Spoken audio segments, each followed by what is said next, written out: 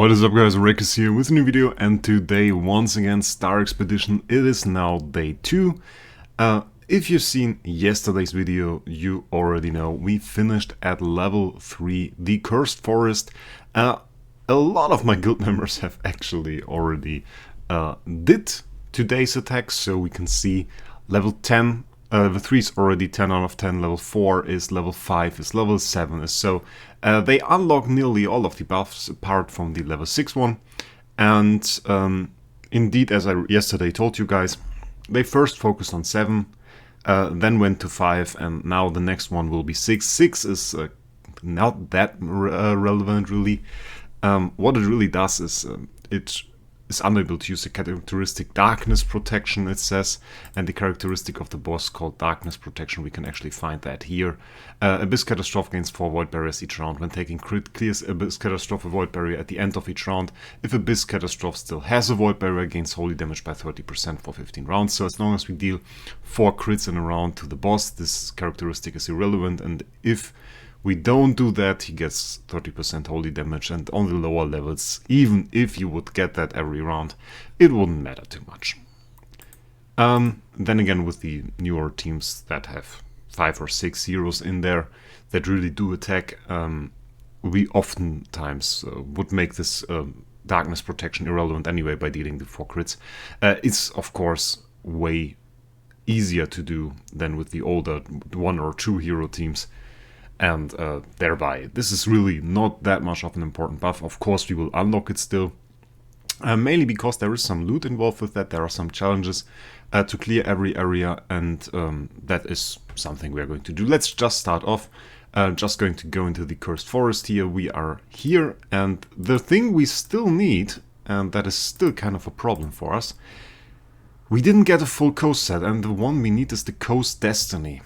Coast Destiny, we really need to drop that today, otherwise we won't be able to do proper damage to the boss, and that one wouldn't be very nice. Same team as yesterday.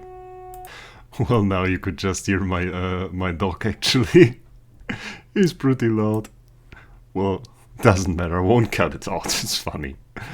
So no Coast Destiny for us. I hope he doesn't do that again. Let's see if we get any luck. Usually I get Coast by day 1. Sometimes takes till day 2, but I never have not gotten it on day 2. So if we don't get it this time, it would be very unlucky. And I would say just progress fairly fast with those attacks. Just taking the left one is often the best choice. So what do we have? Enhanced Foresight cards. Oh, that is a nice one. Sometimes you have to look. The max attack that you can get is actually 1500, so 1494 attack. Enhanced Foresight, pretty juicy. And also rather nice that it's in the middle, and I just said picking the left one is often the best choice. Very good. The game is playing tricks on me. It is playing tricks on me. So, next one. Got the full Osis set here. We don't really need it anymore. Osis was meta back then. Pretty good set. Coast Destiny, there it is twice. We just get it twice. Very nice. So now we have the full Coast set. No real need to equip it right now. The Bull set is in general better for clearing areas than the Coast set. But for the boss fight, obviously, we will want to equip that.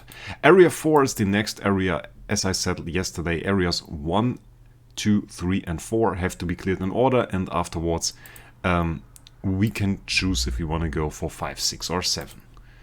So again, just progressing here, we can look at one of the, I would say we look at the difficult fight right in front of the boss, and then you can see again how much more difficult that is. I think we are still one-shotting though. The route here, just this one, pretty easy to see, and again, yesterday I added another comment with the picture with the routes. I will add that to this video too, so you can check that out again if you need it. And just cruising through here, Coast Destiny again. Would be an upgrade to ours, but at this point it's not really worth taking. We'll just look for 3-star coast pieces rather soon, and that will be the easiest and best way to go for it. And by the way, there we have one. We can take it. By the way, not all of those fights that are not of the red difficulty are really easy. You can see this one has Gustin, the one right before has Valkyr. So there are some difficult lineups even in the not that difficult fights, in the, how do they call it, hard fights. So now that is the challenging fight. Let's take a look if we still can one-shot it. Oh, we can look at the boss fight right after too. This is pretty interesting. Well, in general, oh. Yeah! Well, we are still one-shotting. That question was answered by our dear LFA with a proper one-shot. That's how I like it. And doing the same to every stage now, it seems, so it's alright. Okay, now we've basically cleared Area 4 and you could see all those areas unlocked and we can indeed go to every single one of them. But of course, the only smart thing to do is to go for the area that has 0 out of 10 purification progress, while the other two, of course, they are already at 10 out of 10. There is not really a use for us to go there. Right now, that is on day 3, we will go to those areas. That much I can say. I will explain that in tomorrow's video. So now for the area 6. Area 6 looks a bit difficult. It's actually pretty easy route. You just go here and then down here. Sometimes the more direct route isn't even the one with the least amount of fights, because as you can see, those fights are pretty close together, while there is quite a big distance between those fights on the upper route. So we will take that one. Let's watch one fight here. Oh, I guess we are still one-shotting, right?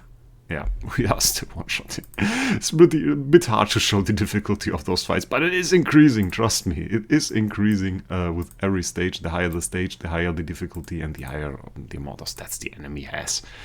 But again, if you're struggling using a proper lineup, an energy feed with like Starwinger or Holmesyoung, Starwinger bit bad against the Valkyrs, but you can use Holmesyoung against the Valkyrs, so that's pretty good. And if you have the proper amount of stats, just bursting through there is rather easy. So, Course Persuasion, we already got the 3-star piece of that, but we will just take it again. And one frequently asked question, by the way, that I hear a lot, those star imprints that we drop here, they can be basically altered, no, dissolved, something like this, and you will get guild coins for that. And I saw some people that did that manually. They clicked on every single one and dissolved that and they said it was a lot of work and they couldn't do it, and every time, if they do it every time, they would be annoyed by the game. Is indeed the case that if the season of Star Expedition ends, then all of those star imprints will be dissolved and will be made into guild coins, so you don't have to do that by yourself. So this fight, and then this time we won't look at the boss fight, it will be the same, I can promise. So finishing up on that area, we will have some attacks left. The area 6 is a little bit special. Areas 5 and 7 require you to have a perfect run to clear them on day 2. Area 6 has less attacks that we can need to do, so we have 1 attack left, and we will use that single attack. We can use that on another area 7 or 5. That would be one possibility. We can just use it on one difficult fight here as well, just in the hope of dropping a proper 4-star imprint, the Blessing of Stars, as we talked about. So those were basically the areas for today, for day 2, giving our bit of purification progress here to the area 6, while making sure 5 and 7 are cleared. And now we can have a look at which boss we are currently. It's the boss 58, and now is the question, of course, is this the right moment to attack, or will we let some others go first? So let's check out the stats of this boss, and we do that basically by going into Tussibot. Tussibot, I explained it in a video before. And the command that we use for that is /seboss, and then we can just type life number 58. Percent HP, it's a 100% boss, and show output, we can hide the message from others. And then Tussibot will actually tell us that this boss has 2.4 trillion HP, which is kind of low. On a very bad attack, we should hit like 300 trillion. that would be the absolute lowest, while on a good attack it will be a lot more. So this boss would probably be one shot by us. So we are still going to wait a little bit, and I will make a cut here, and we will just meet at a later boss again. So okay, and I'm back. Actually, some time has passed. We can go ahead and we can do some boss attacks. The boss now has about 3 times as much life as before, but like that's really not enough for us, actually. But I reckon it will be alright. I don't really have too much time today, so we're just gonna help some other guildmates do some good damage. Do our attacks now, and it will be alright. And later on, we will do another video for day 3, and then we can do some proper damage, I reckon. So, let's actually switch to the Star Expedition lineup, not a Flame Shrine, not the puppet thing here. The Star Expedition team, pretty standard stuff, Aspen team. Like, a lot of people already know it. It's not nothing too spectacular what we're using here.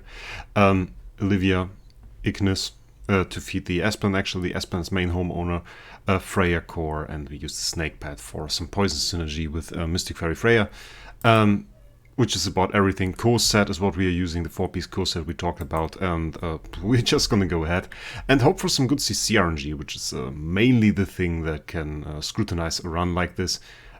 If all of your heroes get CC'd all the time, that's not really nice. Aspen, on the other hand, that is a hero that we wanna see CC'd, obviously. But then again, as I said, this is really not the boss where we can show the full capabilities of this team.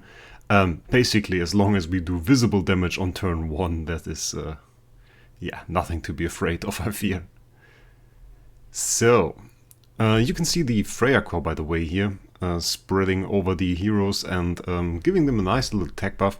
SQH core is a nice choice as well. I wouldn't go for LFA or Fairy Investor core, but the SQH or the Mystic Fairy Freya core are both pretty fine, pretty good for this, and will work very well. Apparently we're going to get the kill now on turn 6. Nothing too spectacular. As I said, it's in 13 trillion. We even overkilled the boss a fair bit. But yeah, so with that we are obviously now at boss 30. There's somebody attacking, it seems, but that's alright. We will just do our 3 attacks for today, save the rest for later, and then we will do some proper damage. Of course, in the attack order, Mystic Fairy Freya going first, delivering a poison dot, and we are using Mystic Fairy Freya Sublimations. If you don't know that, the Sublimations actually for her, I think it was the second or third, we can have a look at it later. Second and third passive, if you have those, those can enhance the damage you can deal to the SE boss quite a bit.